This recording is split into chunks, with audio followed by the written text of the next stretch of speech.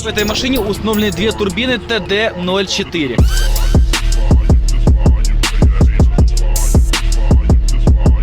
Турбина Китай, аналог 35-го Гарта.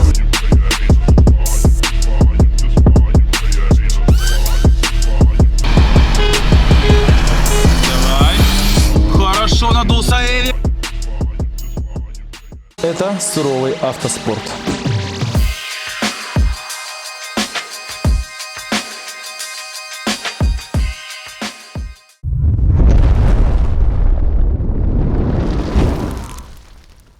Mitsubishi Galant VR4 2.5 V6 с двумя турбинами и полным приводом. Тачка на механике с правым рулем.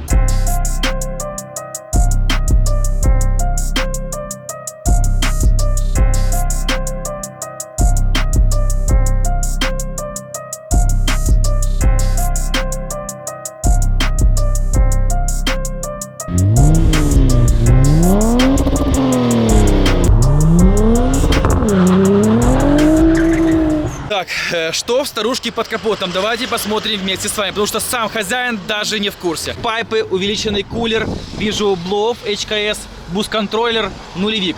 Также в этой машине установлены две турбины TD04.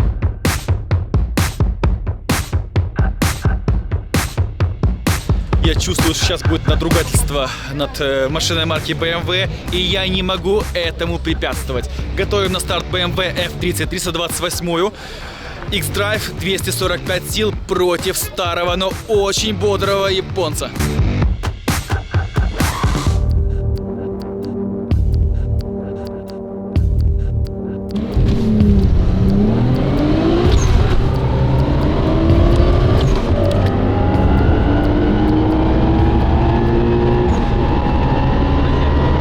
Просто разнесли BMW в точку.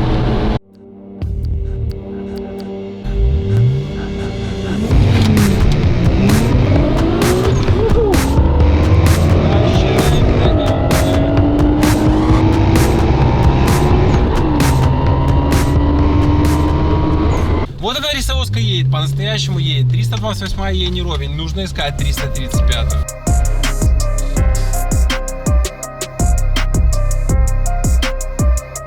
Баган. Какого года? 20-й. Ой-ой-ой, что за мотор? 20-й 2.0. Турбо? Да. Стейдж, не стейдж? Stage 2. Стейдж 2. Сколько в нем сил? 360.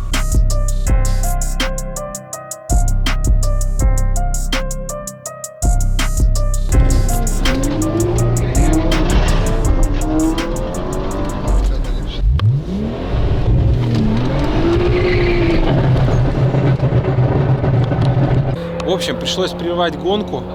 У нас произошла поломка, поломался редуктор. Вот такая вот куча масла вылилась. Вот. Ну что ж, надо ремонтировать тачку, а после продолжать. Honda Prelude 2.2 турбо.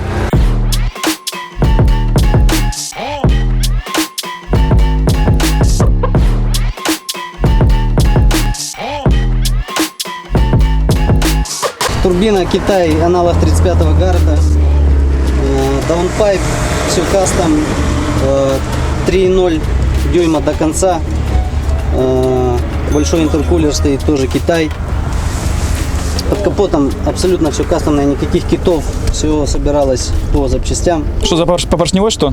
Поршневая, кованая CP Pistons, кованые шатуны, иглы, степень сжатия 9,3, голова не портированная, катушки VAG. Заезд с Lexus со свапнутым мотором 4.3 3OZ. Посмотрим, кто кого. Honda Prelude Turbo или кубатурный, сука, Lexus.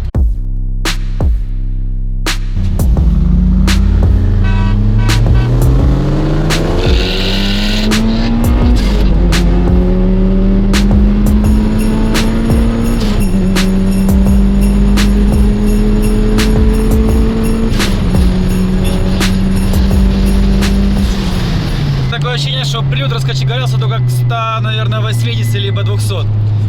Потому что надо ехать не с 3000 оборотов, Ну да, хотя бы, блин, с 4, это где-то 60 километров. Ты на каком бусте катаешься? Сегодня 1.3. Вот. Но тут есть небольшая беда у меня. Westgate стравливает. Porsche Panamera GTS. Атмосферный на 400 сил плюс.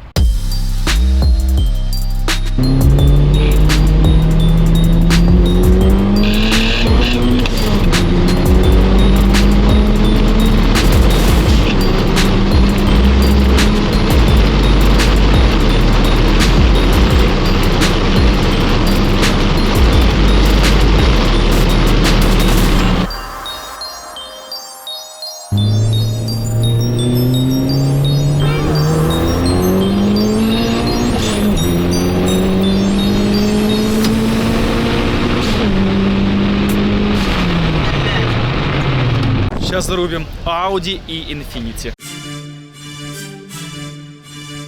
Опять Quattro Audi стоковые. Что за тачка, сколько сил? 2 литра сток, 252 силы. Ребятки, заряжена Япония, Infiniti G37. 333 лошадиных силы и самое главное, полный привод. Сейчас мы надерем немца с задницы. Но это, как говорится, не точно.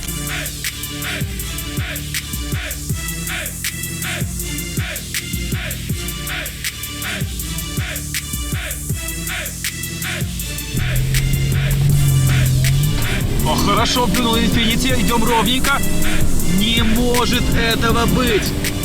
Японские гонщики радуются, наверное, сейчас. Infiniti уезжает от свеженькой Audi буквально на 2 кузова.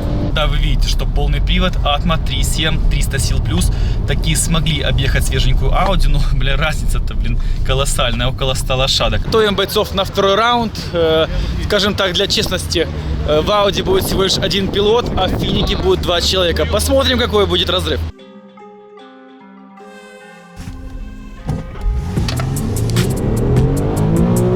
О, хорошо ушел, он тянул.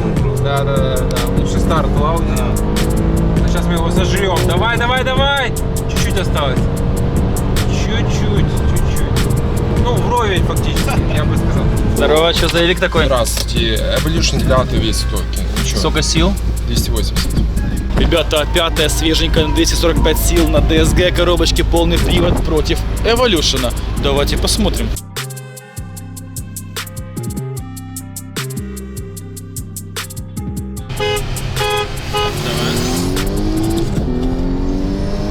Эва держится, жесть, вырывается и теряет на переключениях.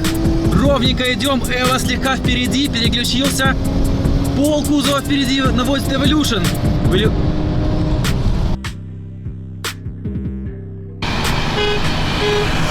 Давай. Хорошо надулся Эвик, прыгнул. На пол кузова впереди, продолжает уезжать. 6, разрыв кузов. Очень достойно, как для машины такого класса. Я повторюсь, владельцы таких автомобилей уже не приезжают на дорогах, потому что ничего они не могут показать на своих автомобилях, вот таких вот на Evolution'ах. Плюс очень дорогие запчасти, содержание стоит конских денег, короче, тачка для мажоров. Так, третий раунд, заезд с 50. Давай. Ох, ровненько тронулись. У Эвика хороший пик мощности, видите, что он перед переключением слегка вырывается. Audi наводит буквально бампер, ровненько, все. Эвик скинул. Ну, не знаю, по итогам третьего раунда, мне кажется, что Audi таки было впереди на бампер. Возможно, я не прав, не знаю, но мое мнение, что Evolution хорошая, быстрая машина, но слегка, конечно, технологии берут свое. Видите, да, что разница в 40 сил, и заезд плюс-минус одинаковый. Это суровый автоспорт.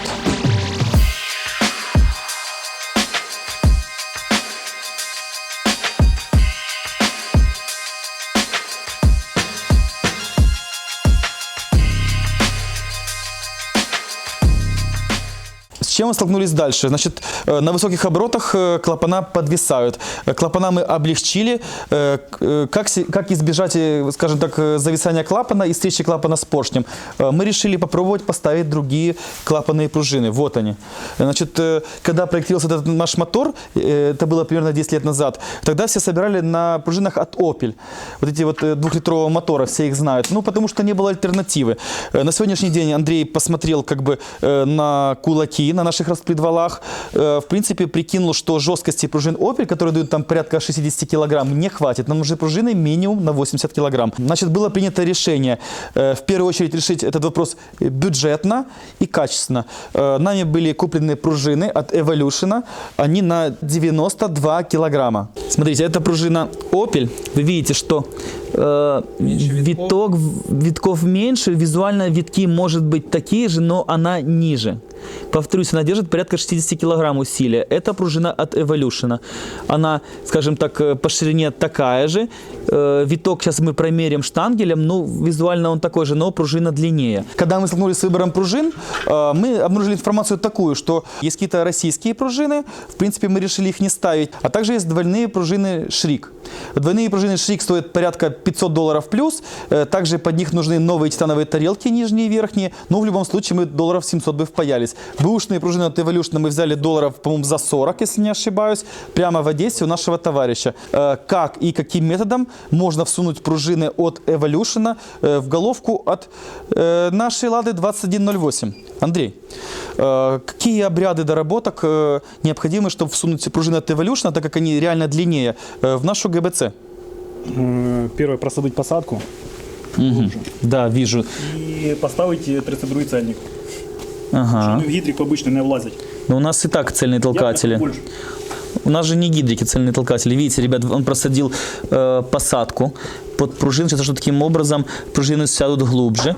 Также переточил нижние тарелки и верхние тарелки. Это у нас заготовки тарелочек под пружины. Заготовки под клапанные пружины Андрей изготовил из специального алюминия. Это прочный алюминий по маркировке V95. Вот так вот они выглядят. Ну, вот так вот это примерно будет. Но единственное, что, конечно, тут это заготовки, болваночки. Андрей их доточит. Вот так вот выглядит примерно готовая облегченная тарелочка. Также наши клапана подверглись облегчению со стороны Андрея. Андрюха, так как уже, в принципе, пришлось разобрать голову на ремонт, он срезал туловище здесь и вот здесь. Таким образом облегчил каждый клапан СТК Motors, который был уже заранее легкий, грамм по 10.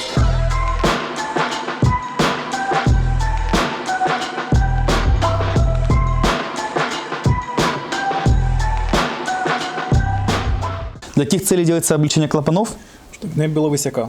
Ага, чтобы они не подвисали и пружины вовремя закрывали на больших оборотах, правильно? Вы видите, что Андрей восстановил слегка нам постели под распредвалы, они были подкусаны. Также проверил все плоскости, просадил посадки под новые тарелки и новые пружины. Друзья, корчи строить сложно. Вы сами видели, с чем столкнулся наш товарищ Сергей. Попал, скажем так, в такую же корчежопу. Что нас ждет после ремонта мотора? Единственное, что в нашей Ладе еще не отъебнуло, так это коробка и привода. Но, ребят, если отъебнут привода, наш товарищ Андрей наточит нам вот такие болванки из торсионной стали на привода. И с приводами точно не будет проблем. Но это не точно. Так, ну давайте пару слов о тачке Андрюхи. Кстати, мы скоро Андрея привезем в Одессу. Андрюхина тачка это ВАЗ-2108. Тачка с всякой боевой символикой. Также тут есть его Инстаграм. Кому нужен Инстаграм Андрюхи, вот он, Андрей Гонка. Подписывайтесь. Очень большой тахометр, ребят, бликер. Ну, приборка, руль, это понятно, гудка нету. Это вы уже видели. Куча датчиков, ребята, куча датчиков. У Андрюхи, конечно же, какой-то маленький такой легкий капот. Посмотри на эту турбину. Да, турбина у Андрюхи, конечно, мама не горюй. Такая, да, с дрозда всем иномаркам. Будь это Golf R Stage 2, либо, может, это будет Evolution, либо это Audi S-ка. Но, ребята, этот ВАЗ, скажем так, потрепает нервы мажорчикам в этом сезоне. Андрей, это аналог какого города турбины? 35-й, наверное. Ты туда направляй. Полоса 35-й. Полоса 35, да? А для чего две катушки ты поставил вот здесь? Чтобы искра не сбегала. Нет, что просто было две катушки. Чтобы искра типа не сдувалась, да? Я думаю, что сдувает искру на больших оборотах. Надежность. Надежность зайдет? Да. Ага. Вот так вот, ребята, Лада-маньяки точно знают толк в холсетах, в двух катушках от General Motors, да и в каких-то самоварных ресиверах. Ты сам варил этот ресивер? Да. Да? Угу. пушка. Давайте подведем итог. Значит, первое, в этом сезоне таки мы выйдем, я на это надеюсь. Второе, мы облегчили наши клапана STK Motors, порядка по 10 грамм. Также изготовили новые тарелки, облегченные под клапаны и пружины. Пружины мы будем всовывать от Mitsubishi Evolution, которые рассчитаны на 96 килограмм, для того, чтобы избежать подвисания клапана и встречи клапана с поршнем. В-третьих, наша голова все еще на ремонте, очередной раз. Блок собран, голова почти готова. Ну, что сказать. На этом, на сегодняшний момент по нашей ВАЗ-2108 все. Ждем от Андрея ремонт с мотора, затем перейдем к установке двигателя в наш кузов.